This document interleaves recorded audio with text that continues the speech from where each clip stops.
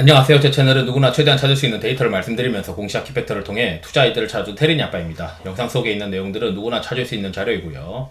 라떼 회원분들에게는 비공개 텔레그램 채널도 참여 가능합니다. 영상 보시고 구독, 좋아요, 알람 설정 부탁드리겠습니다. 어제까지는 그래도 좀 괜찮았어요. 며칠 전에 이제 금리가 유럽 쪽에 금리가 좀 낮아지고 막 그랬는데 지금 현재 어제 미국장이 좋았음에도 불구하고 좀 불안했었던 게 아시다시피 10년물 채권 수익률이 이제 이게 어젠데 4.5를 넘어버렸거든요.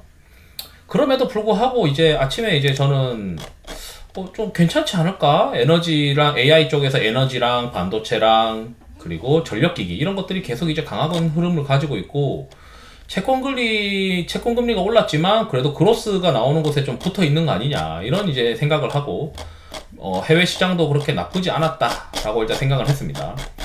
다만 이제 제가 전일 업종 강도 지수를 올려드리면서 저는 이제 뭐라고 그 텔레그램 채널에다가 말씀을 드렸었냐면 여기 보시면 아시겠지만 주식을 현물 위주로 해야 되고 신용은 쓰면 안 된다. 다만 이제 여기서 제가 이제 올려드렸던 게 그 주식을 이제 100%까지도 가져가도 될 수 있겠지만 코스닥 지수가 3일, 5일, 10일선을 모두 이탈하게 되면 현금 비중을 확보할 것이다 라고 이제 이야기를 해놨어요.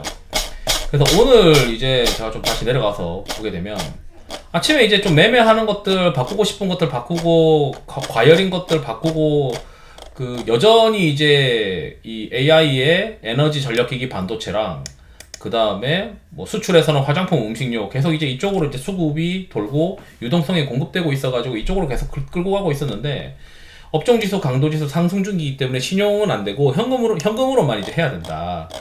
그러다가 이제 그 우려가 이제 현실화되듯이 상승 개수가 굉장히 적어지는 시장으로 업종 쏠림이 강화되고 있는데 이게 이제 보니까 아니나 다를까 코스닥 지수가 3일 이평선, 5일 이평선, 10일 이평선을 장중에 이탈을 한 거죠.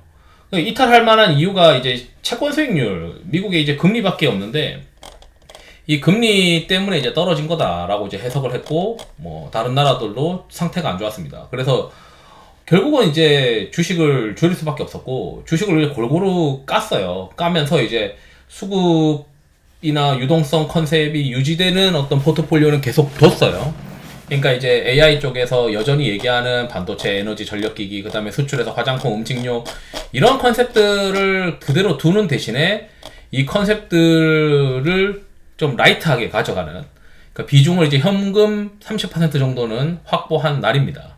그래서 줄여놓은 거예요. 그리고 줄이고 놓고 나서 이제 고민하는 거는 연준의 금리 결정이 이제 6월 13일에 있어요. 6월 13일에 있고 오늘 이제 마감한 거를 또 올려드렸는데 요게 이제 요 아래에서 여기 오늘까지가 한 달 정도 5월 초부터 지금 이 업종 쏠림이 계속 강화되고 있는 겁니다. 한 달 정도 이 어려운 시장이 지속되고 있는데 이 붉은색뿐만 아니고 이 초록색까지 같이 올라가고 있어요. 이 초록색이라는 거는 상관관계가 높아지는 거고 이 상관관계가 높아진다는 거는 그 내가 원하는 어떤 투자 전략이 안 되는 거예요. 그러니까 우리가 상관관계가 낮은 포트폴리오를 짜야 되고 상관관계가 낮은 자산 배분을 해야 되는 이 이유가 자산이 한 방향으로 간다는 거는 이 뭔가 이제 투자 전략 자체가 차별화가 없어서 차별화된 어떤 전략을 취하기가 쉽지 않다는 거거든요. 그래서 지금이 가장 어려운 시기들이 지나가고 있고 여기서 이제 전고점까지 갈지 아니면 전고점 전에 이제 보통 이제 0.3 정도 0.3 정도까지 올라가면은 단기 이제 고점이 나오는데 이게 그러면은 영업일수로 너무 이제 과매도 됐다 올라오는 거니까 요 구간이 한 달이 걸렸다면 여기서 이제 0.3 정도 이상까지 올라간다고 가정하는 기간이 도래하면 제가 생각했을 때는 6월 중순이거든요. 그래서 6월 중순에 아시다시피 연준의 금리 결정이 있으니까 이 연준의 금리 결정이 지나면서 채권금리 진정되고 이 업종 쏠림이 완화되는 그림이 나와야 된다. 그래서 이게 붉은색이 떨어질 때 보통 지수가 상승하는 경향이 많습니다. 그러니까 업종이 특정 업종만 시장을 이끌게 되면 시장이 건전하지 못하다라고 보시면 돼요. 그래서 이게 만약에 올라가고 난 다음에 한 6월 중순쯤에 업종 쏠림이 완화되는 그림이 나타나게 되면 이제 그때는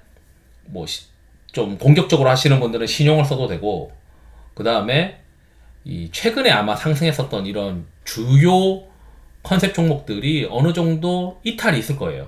그러니까 왜냐면 이게 업종 쏠림이 완화된다는 거는 그동안 안 갔던 다른 것들이 움직인다는 거거든요. 그러면은 그동안 갔던 거를 아마 팔 가능성이 있어요.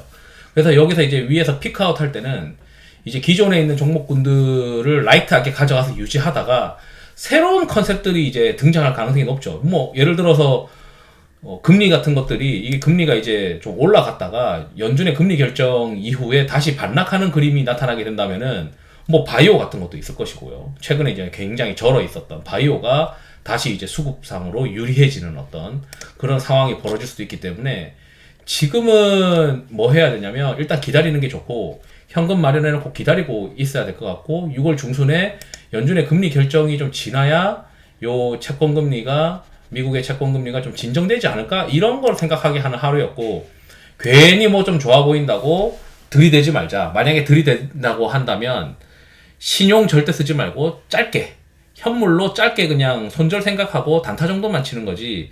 지금 시장은 뭐 하나 좋아 보인다고 사면은 물리기 좋은 시장이다. 그래서 이제 제가 늘 얘기했던 게 이 업종 쏠림이 밑에서 바닥 찍고 올라갈 때 요 구간에서는 이게 상승하는 구간에서는 현물 위주로 주식을 해야 되고 신용은 절대 쓰면 안 된다. 크게 치명상을 입는 날들이 오는데 오늘이 또 그런 날이었던 거죠. 그래서 이제 최근에 신용 같은 건 다 날렸고 저는 바닥에서 여기서 이제 현금 위주로 가져가고 있는데 현금 좀 많이 현금을 좀 거의 적게 가져가다가 오늘 이제 코스닥 지수 315일 11선 이평선이 이탈하니까 현금을 많이 좀 늘려서 30% 정도 현금을 늘려놓은 상태입니다.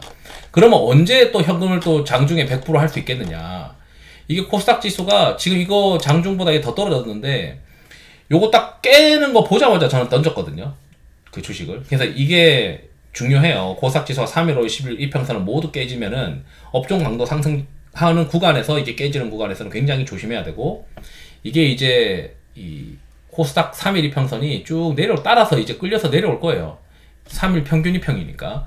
그러면 이제 종가 기준으로도 괜찮긴 하지만 이제 장중에 이제 최소한 가장 낮은 지수 이평선을 3일이나 5일이나 11선 셋 중에 하나라도 장중에 회복하는 모습을 보이고 채권금리가 좀 진정돼서 회복하는 모습을 보인다면 다시 현금만 줄여서 주식을 100%까지는 가져갈 수 있는 장이 온다. 다만 이제 신용까지 쓰거나 막 엄청나게 이제 그 풀 레버리지자 뭐 이런 거를 우리가 만나려면 결국 이 붉은색이 위에서 꺾여서 내려올 때일 것이다. 그렇게 저는 생각을 합니다. 그래서 이제 제가 생각하기에는 지금 당분간은 이 채권금리 봐야 되고 연준의 금리 결정이 불확실성이 지나가야 된다. 이렇게 이제 말씀드리면서 영상을 마치도록 하겠습니다. 투자에 도움 되시길 바랍니다. 감사합니다.